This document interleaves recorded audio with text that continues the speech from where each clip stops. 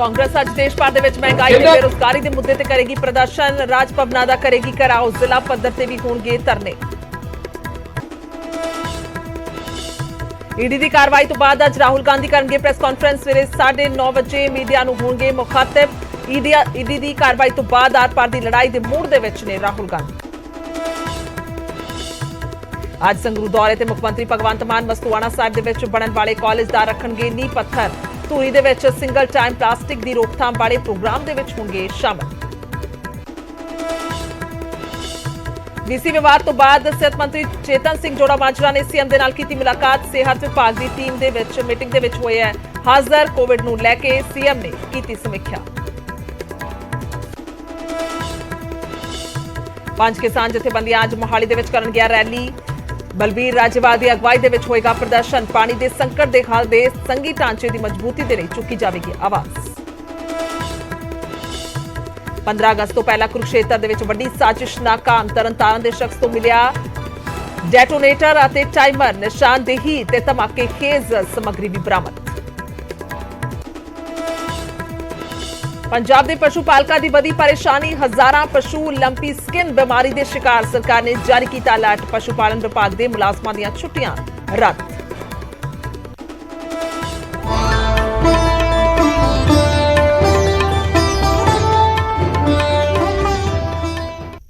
ਸਤਿ ਸ਼੍ਰੀ ਅਕਾਲ। Good morning Punjab bulletin ਦੇ ਵਿੱਚ ਬਹੁਤ-ਬਹੁਤ ਸਵਾਗਤ ਹੈ। ਮੈਂ ਤੁਹਾਡੇ ਨਾਲ ਗੁਰਜੋਤ ਸੰਧੂ। ਉਮੀਦ ਹੈ ਤੁਸੀਂ ਸਾਰੇ ਖੈਰਿਅਤ ਦੇ ਨਾਲ ਹੋਵੋਗੇ। ਖਬਰਾਂ ਦੀ ਸ਼ੁਰੂਆਤ ਸਭ ਤੋਂ ਪਹਿਲਾਂ ਸਰਾਵਾਂ ਤੇ ਲੱਗੇ ਜੀਐਸਟੀ ਨੂੰ ਲੈ ਕੇ ਕਰਾਂਗੇ। ਸਰਾਵਾਂ ਤੇ ਜੀਐਸਟੀ ਦੇ ਮਾਮਲੇ ਤੇ ਕੇਂਦਰ ਸਰਕਾਰ ਦਾ ਸਪਸ਼ਟੀਕਰਨ ਸਾਹਮਣੇ ਆਇਆ ਹੈ। ਸੀਬੀਆਈਸੀ ਯਾਨੀ central board of indirect Texas and customs ਨੇ ਜਾਰੀ ਕੀਤਾ ਹੈ ਬਿਆਨ ਕਿ ਸਰਾਵਾਂ ਤੇ ਵਕਤ ਤੋਂ ਟੈਕਸ ਲਗਾਏ ਜਾਣ ਦੀਆਂ ਖਬਰਾਂ ਦਾ ਉਹਨਾਂ ਨੇ ਖੰਡਨ ਕਰ ਦਿੱਤਾ ਹੈ। जीएसटी कौंसल की मीटिंग ਦੱਸਦੀ ਕਿ 12% टैक्स की सिफारिश थी और 1000 रुपए तो वध किराए वाले होटलों से 12% टैक्स की सिफारिश है। तो अमृतसर दियां 3 जुलाई 3 सरावां ने दसदी कि 18 जुलाई तो जीएसटी भरना शुरू किया है। उन्होंने वालों जानकारी दी गई है। सरावां दे वालों अपने आप टैक्स भरना शुरू किया गया, यानी कि उन्होंने यह तर्क है कि अपने आप उन्होंने टैक्स भरना शुरू किया। सरावां या एसजीपीसी नूं कोई नोटिस नहीं भेजा गया। तो यह बयान सामने आया क्योंकि लंबे समय तो यह मुद्दा उठा होया गरमाया होया। इस नूं लैके विरोधी सवाल कर रहे हैं, प्रदर्शन हो रहे हैं कि सरावां ते क्यों टैक्स लगाया जा रहा है, जीएसटी के घेरे दे विच क्यों लिया गया है। 12% जिहड़ा जीएसटी है क्यों लगा दिता गया, क्योंकि बाहरों और दूरों नेड़े संगत पहुंचती है, उन्होंने वालों इत्थे रिहाइश लई जाती है। तो उस तो बाद यह मुद्दा गरमाया। तो हुण यह बयान सामने आउंदा है सीबीआईसी यानी central board of indirect taxis and customs का, जिन्होंने यह बयान जारी किया कि असी कोई नोटिस जिहड़ा वो नहीं भेजा गया, खुद ब खुद टैक्स लगाना सरावां दे वल्लों शुरू किया गया, या कह लीए कि टैक्स भरना शुरू किया गया।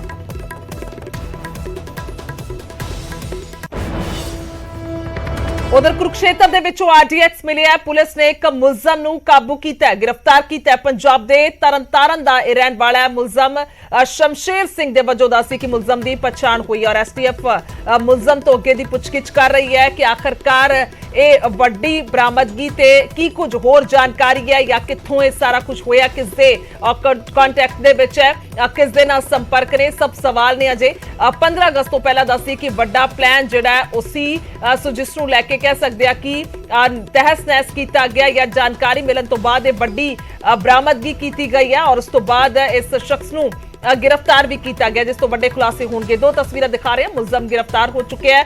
दूसरी तस्वीर आरडीएक्स बरामद होया। तो पुलिस के वालों यह मुलजम नूं गिरफ्तार किया गया और पंजाब के तरनतारन का यह रहन वाला दस्या जा रहा है, यानी कि सरहदी इलाका तरनतारन जिथों की यह रहिंदा है, जिथों का यह वसनीक है शख्स, जिथों के नाल संबंधित है। शमशेर सिंह इसका नाम है। के द्वारा शाहबाद अंबाला हाईवे पर मिर्ची होटल के साथ में जंगल पेड़ के नीचे एक लिफाफे में आरडीएक्स बरामद हुआ है और एक आरोपी काबू किया गया है जो तरन तारन जिले का रहने वाला है और ये एसटीएफ की टीम ने इनको काबू कर शाहबाद पुलिस के हवाले किया है और तफ्तीश अभी जारी है, पूछताछ कर रहे हैं। मुकदमा दर्ज कर लिया गया है और इन्वेस्टिगेशन में जैसे जैसे कार्रवाई आगे बढ़ेगी वैसे वैसे आपको सूचित कर। ਤਾਂ ਅੱਗੇ ਵਧਦੇ ਹਾਂ। ਪੰਜਾਬ ਦੇ ਵਿੱਚ ਗੈਂਗਸਟਰਵਾਦ ਦਾ ਸੰਤਾਪ ਪੰਜਾਬ ਭੋਗ ਰਿਹਾ ਹੈ, ਪਰ 7 ਸਮੁੰਦਰ ਪਾਰ ਕੈਨੇਡਾ ਦੇ ਵਿੱਚ ਵੀ ਗੈਂਗਸਟਰਵਾਦ ਪਨਪ ਰਿਹਾ ਹੈ ਤੇ ਇਹਨਾਂ ਗੈਂਗਸਟਰਾਂ ਦੇ ਵਿੱਚ ਵੀ ਪੰਜਾਬ ਦੇ ਨੌਜਵਾਨਾਂ ਦਾ ਨਾਮ ਬੋਲਦਾ ਹੈ। ਦੇਖਦੇ ਹਾਂ ਖਾਸ ਰਿਪੋਰਟ। ਕੈਨੇਡਾ ਦੇ ਸੂਬੇ ਬ੍ਰਿਟਿਸ਼ ਕੋਲੰਬੀਆ ਦੀ ਪੁਲਿਸ ਦੇ ਵੱਲੋਂ 11 ਖਤਰਨਾਕ ਗੈਂਗਸਟਰਾਂ ਦੀ ਲਿਸਟ ਜਾਰੀ ਕੀਤੀ ਗਈ ਹੈ ਅਤੇ ਚਿੰਤਾ ਦੀ ਗੱਲ ਇਹ ਹੈ ਕਿ ਇਹਨਾਂ ਦੇ ਵਿੱਚ 9 ਗੈਂਗਸਟਰ ਪੰਜਾਬੀ ਨੇ, ਜਿਨ੍ਹਾਂ ਦਾ ਨਾਂ ਟਾਰਗੇਟ ਕਿਲਿੰਗ ਦੇ ਸਮੇਤ ਕਈ ਸੰਗੀਨ ਕੇਸਾਂ ਦੇ ਵਿੱਚ ਆਉਂਦਾ ਹੈ। ਇਹਨਾਂ 9 ਪੰਜਾਬੀ ਗੈਂਗਸਟਰਾਂ ਦੀ ਪੂਰੀ ਕ੍ਰਾਈਮ ਕੁੰਡਲੀ ਸੁਣੋਗੇ ਤਾਂ ਹੈਰਾਨ ਰਹਿ ਜਾਵੋਗੇ।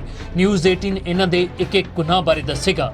ਨਾਮ ਸ਼ਕੀਲ ਬਸਰਾ, ਉਮਰ 28 ਸਾਲ, ਮਾਰੂ ਹਥਿਆਰਾਂ ਨਾਲ ਹਮਲਾ ਕਰਨ, ਧਮਕਾਉਣ ਅਤੇ ਪੈਸੇ ਮੰਗਣ ਦੇ ਇਲਜ਼ਾਮ ਨੇ। ਨਾਮ ਅਮਰਪ੍ਰੀਤ ਸਮਰਾ, ਉਮਰ 28 ਸਾਲ, ਮਾਰੂ ਹਥਿਆਰਾਂ ਨਾਲ ਹਮਲਾ ਕਰਨ, ਗੈਰ ਕਾਨੂੰਨੀ ਕੰਮਾਂ ਦੇ ਵਿੱਚ ਸ਼ਾਮਲ ਹੋਣ ਅਤੇ ਸਰੀ ਦੇ ਵਿੱਚ ਵਾਰਦਾਤਾਂ ਕਰਨ ਦੇ ਇਲਜ਼ਾਮ ਨੇ। ਨਾਮ ਜਗਦੀਪ ਚੀਮਾ, ਉਮਰ 30 ਸਾਲ, ਕਤਲ ਕੇਸਾਂ ਦੇ ਵਿੱਚ ਸ਼ਾਮਲ, drug trafficking, fire arms related crime Jagdeep Cheema ਦੇ ਨਾਂ ਬੋਲਦੇ ਨੇ।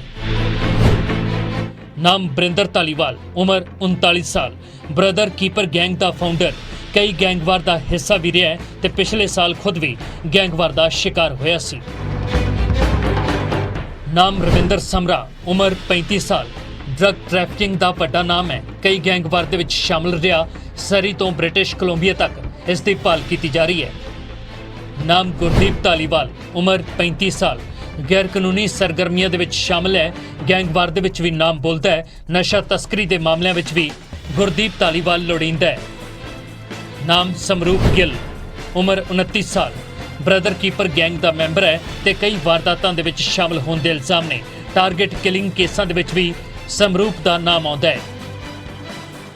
ਨਾਮ ਸ਼ਮਦੀਪ ਗਿੱਲ, ਉਮਰ 28 ਸਾਲ, ਬ੍ਰਦਰ ਕੀਪਰ ਗੈਂਗ ਦਾ ਮੈਂਬਰ, ਕਈ ਕਤਲ ਕੇਸਾਂ ਦੇ ਵਿੱਚ ਨਾਮਜ਼ਦ ਹੈ ਤੇ ਗੈਂਗਵਾਰ ਦਾ ਵੀ ਹਿੱਸਾ ਰਿਹਾ ਹੈ।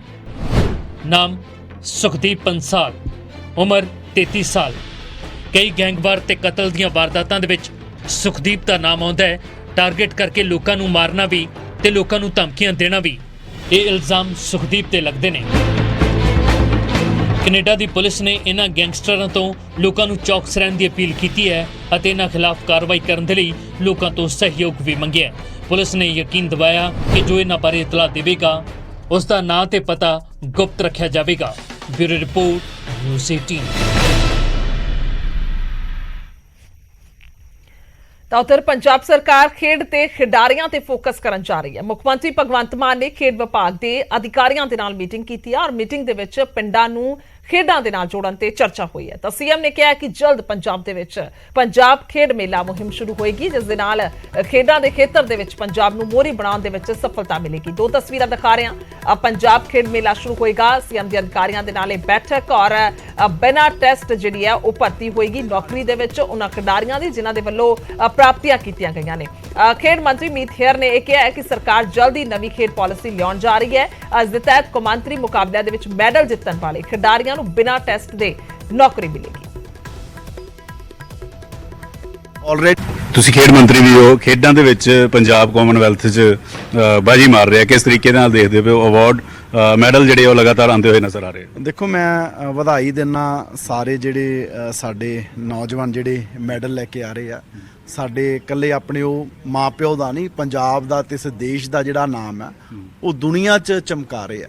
ਉਹਨਾਂ ਨੇ ਆਪਣਾ ਕੰਮ ਕਰਤਾ, ਖਾਸ ਤੌਰ ਤੇ ਕੀਤਾ ਜਿਵੇਂ ਹਰਜਿੰਦਰ ਕੌਰ, ਵੈਸੇ ਵਿਕਾਸ ਸਾਰਿਆਂ ਨੇ ਜਿਹੜਾ ਕੱਲ ਵੇਟ ਲਿਫਟਿੰਗ 'ਚੋਂ ਖੰਨੇ ਦਾ ਨੌਜਵਾਨ ਲੈ ਕੇ ਆ, ਸਾਰਿਆਂ ਨੇ ਚਲੋ ਬੜੀ ਮਿਹਨਤ ਕੀਤੀ ਹੈ। ਪਰ ਕਈਆਂ ਨੇ ਤਾਂ ਇੱਦਾਂ ਦੇ ਹਾਲਾਤਾਂ 'ਚ, ਜੋ ਮੈਂ ਮੀਡੀਆ ਰਾਹੀਂ ਦੇਖਿਆ, ਹਰਜਿੰਦਰ ਕੌਰ ਉਹ ਇੱਕ ਕਮਰੇ ਦੇ ਮਕਾਨ 'ਚ ਜਿਹੜਾ ਸਾਰਾ ਪਰਿਵਾਰ ਰਹਿੰਦਾ ਤੇ ਉਹ ਟੋਕਾ ਵੀ ਗੁੱਡੀ ਜਿਹੜੀ ਉਹ ਆਪ ਹੈ ਉਹ ਕਰਦੀ ਰਹੀ ਹੈ।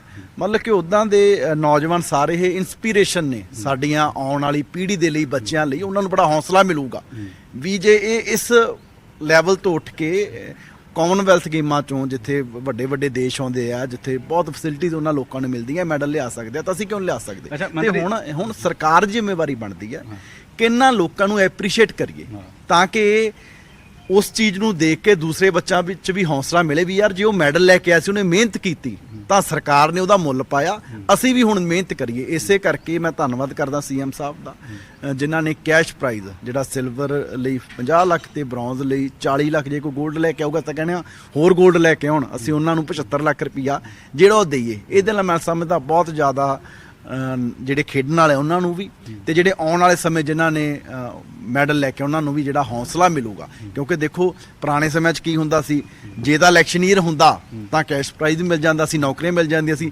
ਜੇ ਕੋਈ ਇਲੈਕਸ਼ਨੀਅਰ ਨਹੀਂ ਹੁੰਦਾ ਸੀ ਫਿਰ ਕੁਝ ਨਹੀਂ ਸੀ ਮਿਲਦਾ।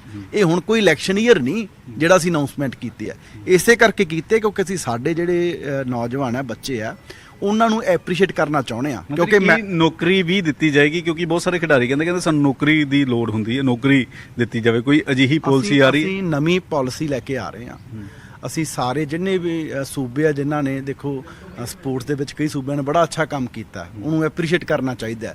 ਜੇ ਅਸੀਂ ਅੱਜ ਪਹਿਲੇ ਨੰਬਰ ਤੋਂ 16ਵੇਂ 17ਵੇਂ ਨੰਬਰ ਤੇ ਗਏ ਆ, ਜੇ ਕੋਈ 16ਵੇਂ 17ਵੇਂ ਨੰਬਰ ਤੋਂ ਪਹਿਲੇ ਨੰਬਰ ਤੇ ਆਇਆ ਤਾਂ ਉਹਨਾਂ ਸੂਬਿਆਂ ਨੇ ਮਿਹਨਤ ਕੀਤੀ ਹੈ, ਅੱਛੀਆਂ ਪਾਲਿਸੀਜ਼ ਲੈ ਕੇ ਆਂਦੀ, ਉਹਨੂੰ ਐਪਰੀਸ਼ੀਏਟ ਕਰਨਾ ਚਾਹੀਦਾ। ਅਸੀਂ ਸਾਰੇ ਸੂਬੇ ਚਾਹੇ ਕੋਈ ਵੀ, ਅਸੀਂ ਉਹਨਾਂ ਦੀ ਪਾਲਿਸੀ ਸਟੱਡੀ ਕਰ ਰਹੇ ਹਾਂ। ਅਸੀਂ ਇਦਾਂ ਦੀ ਪਾਲਿਸੀ ਲੈ ਕੇ ਆ ਰਹੇ ਹਾਂ ਕਿ ਕੋਈ ਵੀ ਜਿਹੜਾ ਬੱਚਾ ਮੈਡਲ ਲੈ ਕੇ ਆਊਗਾ, ਹਰ ਇੱਕ ਨੂੰ ਜਿਹੜੀ ਨੌਕਰੀ ਹੈ ਬਿਨਾਂ ਕਿਸੇ ਟੈਸਟ ਤੋਂ ਆਉਂਦੇ ਨੂੰ ਜਿਹੜੀ ਹੈ ਉਹ ਦਿੱਤੀ ਜਾਵੇ। ਇੱਕ ਤਾਂ ਖਿਡਾਰੀ ਇਹ ਕਹਿੰਦੇ ਕਿ ਜਦੋਂ ਅਸੀਂ ਮੈਡਲ ਲੈ ਆਉਂਦੇ ਹਾਂ ਉਦੋਂ ਤਾਂ ਦੁਨੀਆ 'ਚ ਨਾਮ ਹੋ ਜਾਂਦਾ, ਐਡਵਰਟਾਈਜ਼ਮੈਂਟ ਆ ਜਾਂਦੀ, ਸਰਕਾਰ ਅੱਗੇ ਪਿੱਛੇ ਹੋ ਜਾਂਦੀ, ਨੌਕਰੀਆਂ ਮਿਲ ਜਾਂਦੀਆਂ। ਲੇਕਿਨ ਜਿਸ ਗੱਲ ਦਾ ਤੁਸੀਂ ਵੀ ਜ਼ਿਕਰ ਕਰ ਰਹੇ ਹੋ, ਜਿਹੜੇ ਗਰਾਊਂਡ ਤੋਂ ਉੱਠ ਕੇ ਕਰਦੇ ਆ, ਕੋਈ ਪੱਠੇ ਚੀਰਦਾ, ਕੋਈ ਕੁਝ ਕਰਦਾ ਆ, ਉਹਨਾਂ ਦੀ ਉਸ ਵੇਲੇ ਨਰਸਰੀ ਤੋਂ ਸ਼ੁਰੂਆਤ ਅਗਰ ਕੀਤੀ ਜਾਵੇ, ਮੈਡਲ ਵੀ ਵਧਣਗੇ, ਹੌਸਲਾ ਵਧੇਗਾ, ਖੇਡਾਂ 'ਚ ਵੀ ਹੋਰ ਆਉਣਗੇ। ਉਹਨਾਂ ਲਈ ਸਰਕਾਰ ਪਾਲਿਸੀ 'ਚ ਕੋਈ ਲਿਆਂਦੀ? ਅੱਛੀ ਪਾਲਿਸੀ ਆ ਰਹੀ ਹੈ। ਮੈਂ ਥੋੜੇ ਦਿਨਾਂ ਤੱਕ ਪ੍ਰੈਸ ਕਾਨਫਰੰਸ ਕਰਕੇ ਇਹਦੇ ਤੇ ਬਰੀਫ ਹੈ ਜਿਹੜਾ ਉਹ ਕਰੂੰਗਾ। ਕਿਉਂਕਿ ਮੈਡਲ ਤੋਂ ਬਾਅਦ ਤਾਂ ਹਰੇਕ ਹੀ ਦੁਨੀਆ ਜਦੋਂ ਨਾਮ ਆ ਜਾਂਦਾ, ਹਰੇਕ ਉਹਦੀ ਸ਼ਲਾਘਾ ਵੀ ਕਰਦਾ।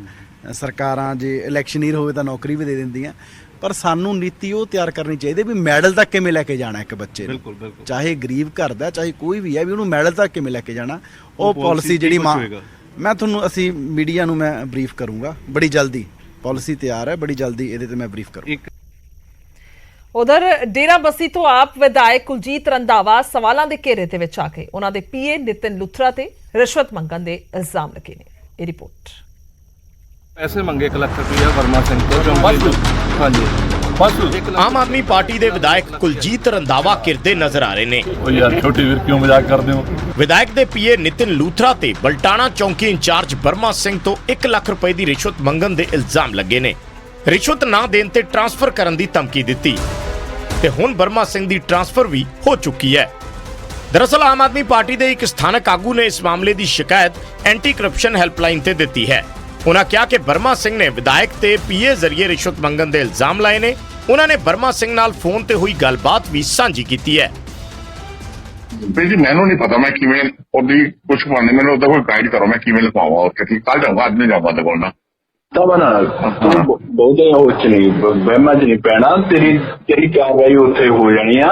ਹਾਂ, ਉਹ ਭੇਜਤੀ ਰਿਪੋਰਟ ਇਹਨਾਂ ਨੇ ਭੇਜਦੀ ਹੈ ਨਾ ਇਹਨੇ। ਹਾਂ ਭੇਜਤੀ। ਹਾਂ, ਵਿਧਾਇਕ ਨਾਲ ਜਦੋਂ ਇਸ ਬਾਰੇ ਗੱਲਬਾਤ ਕੀਤੀ ਤਾਂ ਪਹਿਲਾਂ ਤਾਂ ਉਹ ਹੱਸ ਪਏ ਤੇ ਕਿਹਾ ਕਿ ਬਸ 1 ਲੱਖ। ਫਿਰ ਉਹਨਾਂ ਨੇ ਕਿਹਾ ਕਿ ਇਸ ਮਾਮਲੇ ਦੀ ਜਾਂਚ ਕਰਾਂਗੇ ਕਿ ਕਿਸ ਨੇ ਸ਼ਿਕਾਇਤ ਕੀਤੀ ਹੈ ਤੇ ਜੇ ਸੱਚ ਨਿਕਲਿਆ ਤਾਂ ਮੈਂ ਆਪ ਕਾਰਵਾਈ ਕਰਾਂਗਾ। ਪੈਸੇ ਮੰਗੇ 1 ਲੱਖ ਰੁਪਇਆ ਵਰਮਾ ਸਿੰਘ ਤੋਂ ਚੌਂਕੀ ਤੋਂ। ਹਾਂਜੀ ਬਸ 1 ਲੱਖ ਹੀ ਮੰਗਿਆ ਜੀ ਬਸ। ਅੱਛਾ, ਫਿਲਹਾਲ ਹਜੇ 1 ਲੱਖ ਦੀ ਆਈ ਜੀ ਗੱਲ। ਫਿਲਹਾਲ ਹਾਂਜੀ ਹਾਂਜੀ। ਉਹ ਯਾਰ ਛੋਟੀ ਵੀਰ ਕਿਉਂ ਮਜ਼ਾਕ ਕਰਦੇ ਹੋ? ਪਹਿਲੀ ਗੱਲ ਤਾਂ ਇਹ ਹੈ ਕਿ ਮੇਰੇ ਕਿਸੇ ਬੰਦੇ ਨੇ ਕੋਈ ਪੈਸਾ ਨਹੀਂ ਮੰਗਿਆ। ਅੱਛਾ ਜੀ।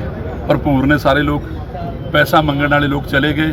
ਉਹਨਾਂ ਨੂੰ ਹੋਰ ਕੋਈ ਬਹਾਨਾ ਨਹੀਂ ਲੱਭਦਾ, ਉਹ ਇਹੋ ਜਿਹਾ ਕੁਛ ਨਾ ਕੋਈ ਲੱਭਦੇ ਨੇ। ਲੇਕਿਨ ਮੇਰੇ ਵਰਕਰ ਨੇ ਕਿਸੇ ਨੇ ਅਗਰ ਪੈਸਾ ਮੰਗਿਆ, ਕੋਈ ਸਾਬਤ ਹੁੰਦਾ, ਮੈਂ ਠੋਕ ਕੇ ਉੱਤੇ ਪਰਚਾ ਵੀ ਕਰਾਊਂ। ਮੈਂ ਗਲਤ ਬੰਦੇ ਦੀ ਸਿਫਾਰਿਸ਼। ਤੁਹਾਡੇ ਵਰਕਰ ਨੇ ਆਰੋਪ ਲਗਾਇਆ ਜੀ? ਦੇਖੋ, ਹੋ ਸਕਦਾ ਮੇਰਾ ਵਰਕਰ ਨਾ ਹੋਵੇ ਜਿਹਨੇ ਰੋਕ ਲਾਇਆ। ਪਹਿਲਾਂ ਆਪਾਂ ਜ਼ਰੂਰ ਚੈੱਕ ਕਰਾਂਗੇ ਇਹਨੂੰ ਕਿ ਵਰਕਰ ਕੌਣ ਹੈ ਦੋਸ਼ ਲਾਉਣ ਵਾਲਾ। ਦੇਖੋ, ਹਰ ਇੱਕ ਪਾਰਟੀ ਦੇ ਵਿੱਚ ਅੱਛੇ ਬੁਰੇ ਲੋਕ ਸਾਰੇ ਹੁੰਦੇ। ਸਰਕਾਰ ਸੂਬੇ 'ਚੋਂ ਕਰਪਸ਼ਨ ਖਤਮ ਕਰਨ ਦੇ ਦਾਅਵੇ ਕਰ ਰਹੀ ਹੈ। ਅਜਿਹੇ ਵਿੱਚ ਜੇ ਆਪ ਆਗੂਆਂ ਤੇ ਹੀ ਰਿਸ਼ਵਤ ਮੰਗਣ ਦੇ ਇਲਜ਼ਾਮ ਲੱਗ ਰਹੇ ਨੇ ਤਾਂ ਸਵਾਲ ਖੜੇ ਹੁੰਦੇ ਨੇ। ਮਾਮਲੇ ਦੀ ਡੂੰਘਾਈ ਨਾਲ ਜਾਂਚ ਹੋਣੀ ਚਾਹੀਦੀ ਹੈ ਤੇ ਸੱਚ ਸਭ ਦੇ ਸਾਹਮਣੇ ਆਉਣਾ ਚਾਹੀਦਾ ਹੈ। ਮੋਹਾਲੀ ਤੋਂ ਮਨੋਜ ਰਾਠੀ, ਨਿਊਜ਼ 18 ਪੰਜਾਬ।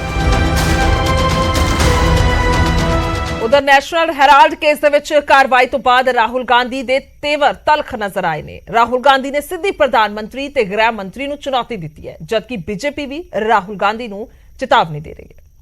उसके खिलाफ हम खड़े रहेंगे, चाहिए कुछ भी करें। हम नरेंद्र मोदी से नहीं डरते हैं, समझ गए बात?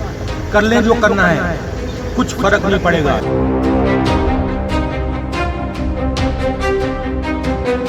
ਡਰਾਂਗੇ ਨਹੀਂ, ਝੁਕਾਂਗੇ ਨਹੀਂ, ਜੋ ਕਰਨਾ ਹੈ ਕਰ ਲਵੋ। ਇਹ ਤਲਖ ਤੇਵਰ ਨੇ ਕਾਂਗਰਸ ਦੇ ਸਾਬਕਾ ਪ੍ਰਧਾਨ ਰਾਹੁਲ ਗਾਂਧੀ ਦੇ ਨੈਸ਼ਨਲ ਹੈਰਾਲਡ ਕੇਸ ਦੇ ਵਿੱਚ ਹੋਈ ਕਾਰਵਾਈ ਤੋਂ ਬਾਅਦ ਰਾਹੁਲ ਗਾਂਧੀ ਹਮਲਾਵਰ ਰੁਖ ਦੇ ਵਿੱਚ ਨਜ਼ਰ ਆ ਰਹੇ ਨੇ। ਸਰਕਾਰ ਦੇ ਨਾਲ ਸਿੱਧੀ ਲੜਾਈ ਲੜਨ ਦੇ ਰੌਂਵ ਵਿੱਚ ਨੇ। ਈਡੀ ਦੇ ਵੱਲੋਂ ਕੀਤੀ ਕਾਰਵਾਈ ਸੰਬੰਧੀ ਜਦੋਂ ਰਾਹੁਲ ਗਾਂਧੀ ਨੂੰ ਸਵਾਲ ਕੀਤਾ ਗਿਆ ਤਾਂ ਉਹਨਾਂ ਨੇ ਪੀਐਮ ਮੋਦੀ ਤੇ ਗ੍ਰਹਿ ਮੰਤਰੀ ਅਮਿਤ शाह ਨੂੰ ਸਿੱਧੀ ਚੁਣੌਤੀ ਦਿੱਤੀ ਤੇ ਉਹਨਾਂ ਦੀ ਭਾਸ਼ਾ ਦੇ ਵਿੱਚ ਤਲਖੀ ਸੀ। आप नेशनल अलर्ट की बात कर रहे हैं जी सर। देखिए ये पूरा इंटिमिडेशन का अटेम्प्ट है। ये सोचते हैं कि थोड़ा सा मतलब प्रेशर डाल के हमें चुप कर देंगे, जो गलत नहीं होने वाले जी। जो इस देश में नरेंद्र मोदी जी अमित शाह जी कर रहे हैं लोकतंत्र के खिलाफ, उसके खिलाफ हम खड़े रहेंगे, चाहिए कुछ भी कर। हम इंटिमिडेट नहीं होंगे, हम नरेंद्र मोदी से नहीं डरते हैं। समझ गए बात? कर लें जो करना है, कुछ फर्क नहीं पड़ेगा।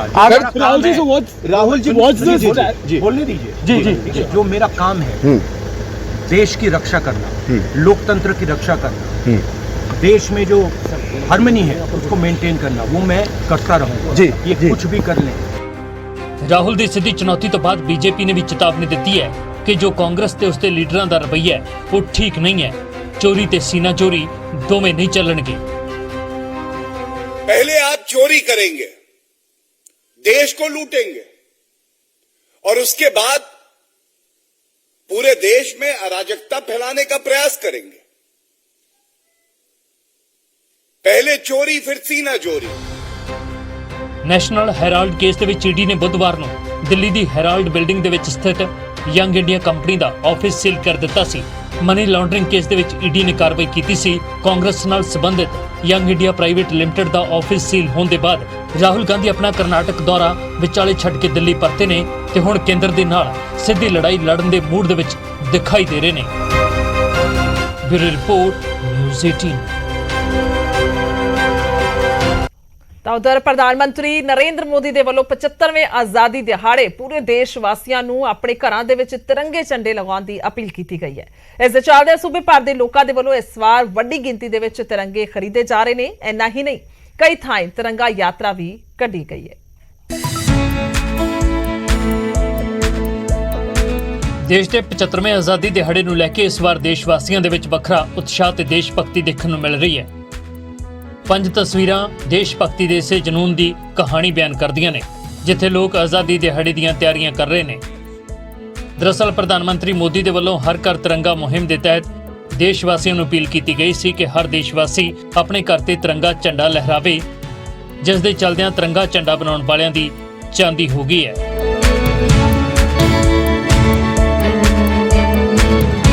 ਅਸੀਂ ਤਿਰੰਗਾ ਖਰੀਦ ਰਹੇ ਹਾਂ ਤੇ ਸਾਨੂੰ ਬਹੁਤ ਮਾਣ ਆ ਸਾਡੇ ਤਿਰੰਗੇ ਤੇ। ਦੇਸ਼ ਦਾ 75ਵਾਂ ਆਜ਼ਾਦੀ ਦਿਹਾੜਾ ਮਨਾ ਰਹੇ ਹਾਂ। ਸਾਨੂੰ ਬਹੁਤ ਪ੍ਰਾਊਡ ਹੈ ਜਦੋਂ ਅਸੀਂ ਹੱਥ 'ਚ ਤਿਰੰਗਾ ਫੜਦੇ ਹਾਂ। ਸਾਨੂੰ ਬਹੁਤ ਖੁਸ਼ੀ ਹੁੰਦੀ ਹੈ ਜਦੋਂ ਸਾਡਾ ਤਿਰੰਗਾ ਲਹਿਰਾ ਰਿਹਾ ਹੁੰਦਾ ਹੈ, ਉਚਾਈਆਂ ਤੇ ਉਡਾ ਰਿਹਾ ਹੁੰਦਾ ਹੈ। ਮੋਗਾ ਦੇ ਡਾਕ ਘਰਾਂ ਦੇ ਵਿੱਚ 25-25 ਰੁਪਏ ਦੇ ਵਿੱਚ ਤਿਰੰਗੇ ਮਿਲ ਰਹੇ ਨੇ। ਇੰਨਾ ਹੀ ਨਹੀਂ, ਇਸ ਮੁਹਿੰਮ ਦੇ ਪ੍ਰਤੀ ਲੋਕਾਂ ਨੂੰ ਜਾਗਰੂਕ ਕਰਨ ਦੇ ਲਈ ਡਾਕਖਾਨੇ ਦੇ ਮੁਲਾਜ਼ਮਾਂ ਦੇ ਵੱਲੋਂ ਤਿਰੰਗਾ ਯਾਤਰਾ ਵੀ ਕੱਢੀ ਗਈ।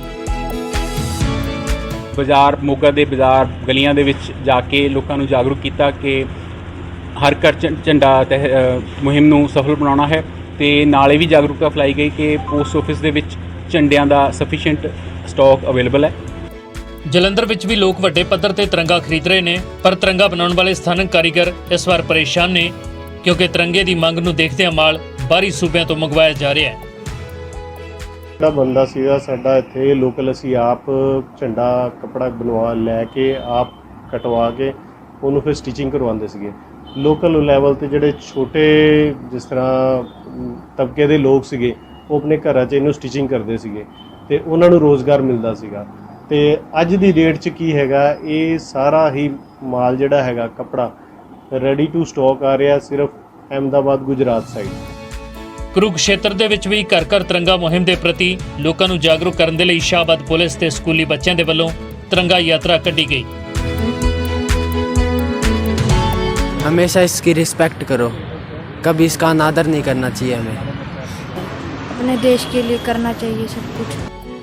ਜੇਕਰ ਰਾਜਧਾਨੀ ਦਿੱਲੀ ਦੀ ਗੱਲ ਕੀਤੀ ਜਾਵੇ ਤਾਂ ਇੱਥੇ ਵੀ ਕੁਝ ਅਜਿਹੀ ਮਾਹੌਲ ਹੈ ਤੇ ਨਿਊਜ਼ 18 ਦੀ ਟੀਮ ਨੇ ਪਿਛਲੇ 60 ਸਾਲ ਤੋਂ ਝੰਡਾ ਬਣਾਉਣ ਦਾ ਕੰਮ ਕਰਨ ਵਾਲੇ ਗਫਾਰ ਬਾਈ ਦੇ ਨਾਲ ਗੱਲਬਾਤ ਕੀਤੀ ਹੈ।